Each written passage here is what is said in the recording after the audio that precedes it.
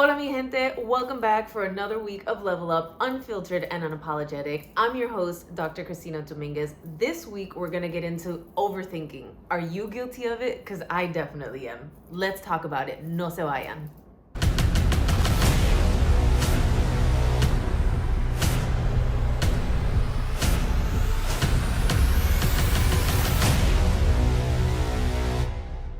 Okay, vámonos. Here we go.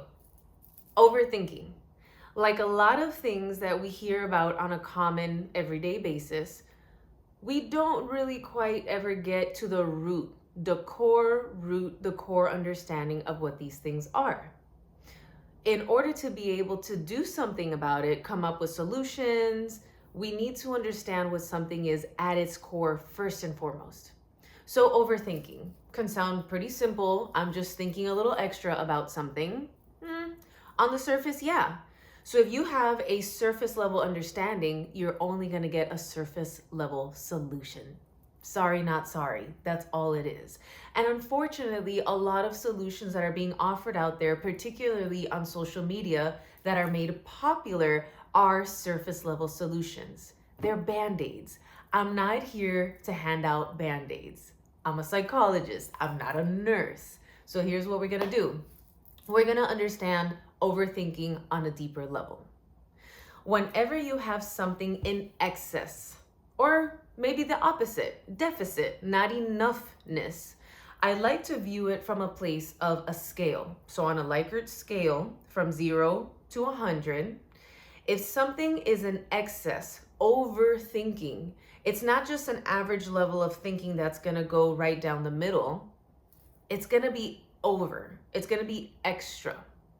So whenever there's an excess or a deficit of something, I like to look at the opposite side of the spectrum to gather data, to gather information.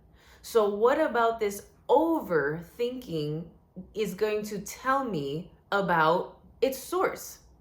So if I look at the opposite side of the spectrum of overthinking, if you are overanalyzing something, it means that you're going through a large extent, combing through a specific subject, a topic, a threat.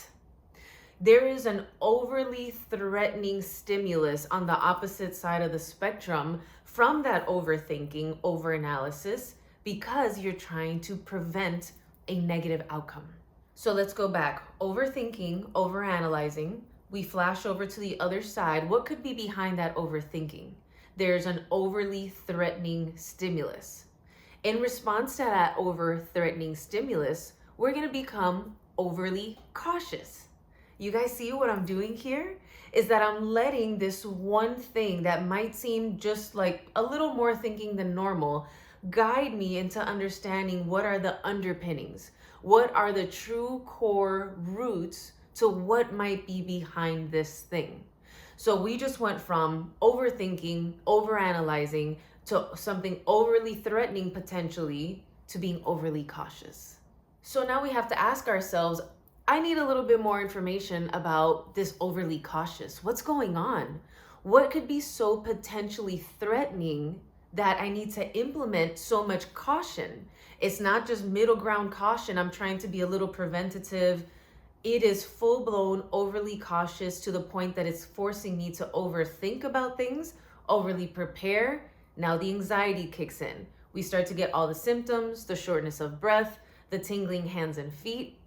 What is it about? Let your symptoms inform you, the GPS. Let it guide you in the direction of what the core root is, and that's when we're truly going to be able to get rid of the symptoms. When we rip the weed out from the root, as opposed to clipping it off at the top, that's when you truly get rid of the issue at hand. So we have to take a step back and recognize whether this threat is truly a perceived threat or an actual threat. Perceived stressor, actual stressor.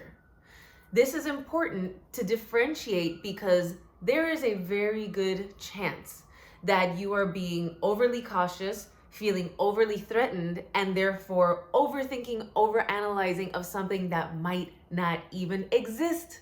O sea, your mind might be making up something just to protect you from a stimulus that isn't even there. Remember, our minds don't know the difference between something that is real and something that is imagined. This is why it's so crucial, you guys, and this is why I like to break this down for you. Because a lot of times I've had so many patients come in and say, Christina, I've had a panic attack and it came out of nowhere. All right, tell me what you were feeling. Let's follow that. What was going on that day? Okay, what were your thoughts that followed along with it? And every single time, we end up coming to the core root of it. Anxiety doesn't come from nowhere. I want to be very clear about that. There will always be something at the end of the line, but you kind of have to follow that rope until you find the end of it. So here's what it comes down to. When we find ourselves at a place of overthinking, it's already too late. Our safety is feeling compromised. When our safety is feeling compromised, the overthinking is automatically almost like a default setting. It is the thing that we turn to as human beings, as beings that like to intellectualize things. We like to make ourselves feel in control in uncontrollable situations. Enter overthinking. Like a lot of things that I talk about in here, when we enable a process that works, we keep doing it. And then that's when a pattern develops. Overthinking is going to work. But in what way is it going to work? It's going to enable our avoidance.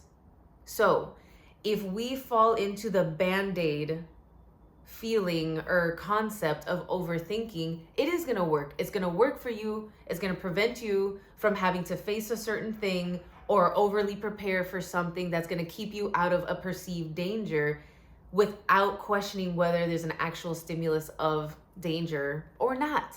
So pay attention to how your overthinking is actually a coping mechanism for not feeling safe.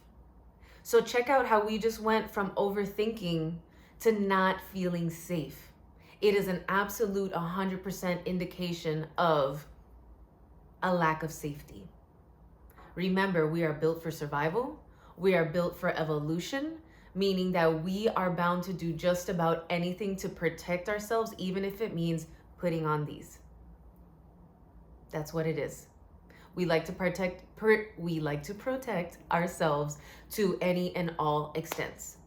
So as I always encourage you, pay attention, observe, be aware, recognize what it is that you're doing, and question. Get that symptom, get that sensation, grab onto it, and then follow that rope to the very end to find the core root of it. If you're not feeling safe, this is the time to get creative.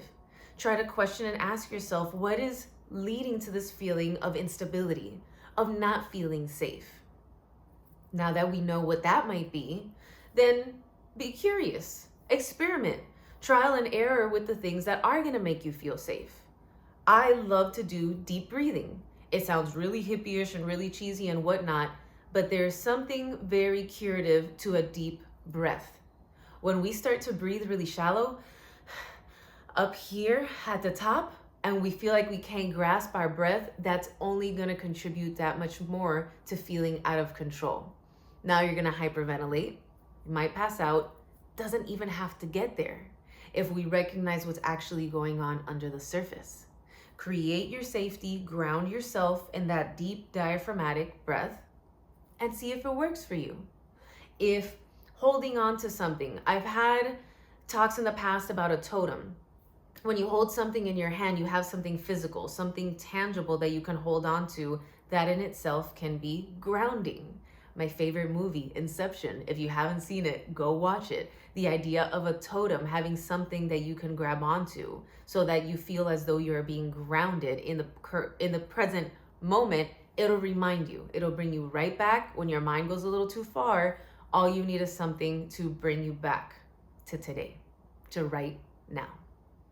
At the end of the day, guys, as I always encourage you, do not judge yourself. If you catch yourself overthinking, I catch myself all the time, and I'm the professional, right? Being a professional doesn't not make me a human. I'm still human at the end of the day. I still have feelings, I still have concerns, I still have curiosities. So I need to treat myself as a human first and foremost and recognize that my safety is going to be compromised. So, by recognizing and knowing where my safety lies, how I can create safety in a moment where I'm feeling out of control, boom, I just got the key. I could find home base, I can find safety, I can find grounding no matter what situation I'm in. And you can absolutely do the same for yourself. I hope you guys like the lesson for this week. Please do me a favor, no se vayan, hazme el favor. Follow, like, subscribe. I'm on all forms of social media. You're more than welcome to follow me to keep up with the latest level up information. I hope you had a great time. I definitely did. Have a lovely week. I'll see you next time.